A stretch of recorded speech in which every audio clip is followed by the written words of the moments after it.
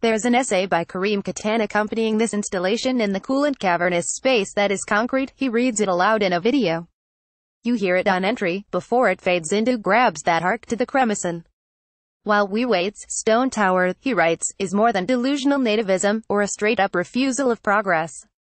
Palestinians know better than most that to preserve is not to enclose objects in hermetic capsules, choking the life out of them. Rather, it is to reactivate spaces that are in danger of desolation, to hand them back to life. Laura Bannister. Before we speak about While We Wait, I'd like to talk about Cremisan Valley, the final resting place of the sculpture. How would you describe it, someone who has never been? Yusuf Anastas. The Cremisan Valley is on the western part of Bethlehem. It's one of the last green spaces. It's a very curvy landscape. Curves go from one side of the valley to another. There's a Palestinian village at the top of the mountain, and on the other side of the valley there's an Israeli settlement. Within the valley there's a monastery from the 18th century, the local community of Bethlehem, and a school that belongs somehow to the monastery.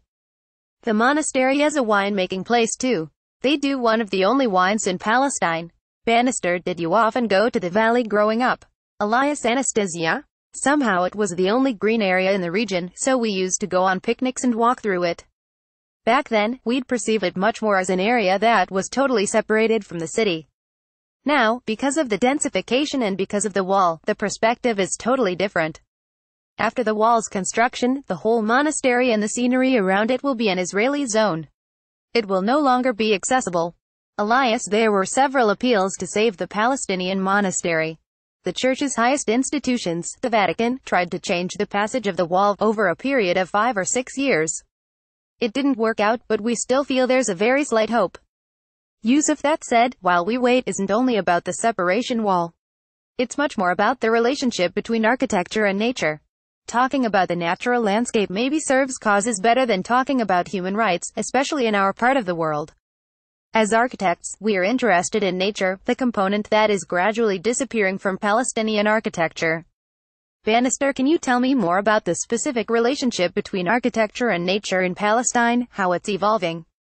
Elias. Historically, the way of protecting nature was to keep it completely free of construction. There was a very strong emphasis on olive orchards, on the culture of cultivating land. But this model is being subverted, because of the tendency toward conquests of territory. We consume lands in order to protect them from being expropriated. If you travel around major Palestinian cities like Hebron now, you'll see that there's an urban sprawl that is very intense, unorganized, and unplanned. That is there because from one side, the city is growing, and from the other side, because of the lack of territorial anchors, Palestine doesn't have any mass planning. And we can't, because we don't have fixed territories.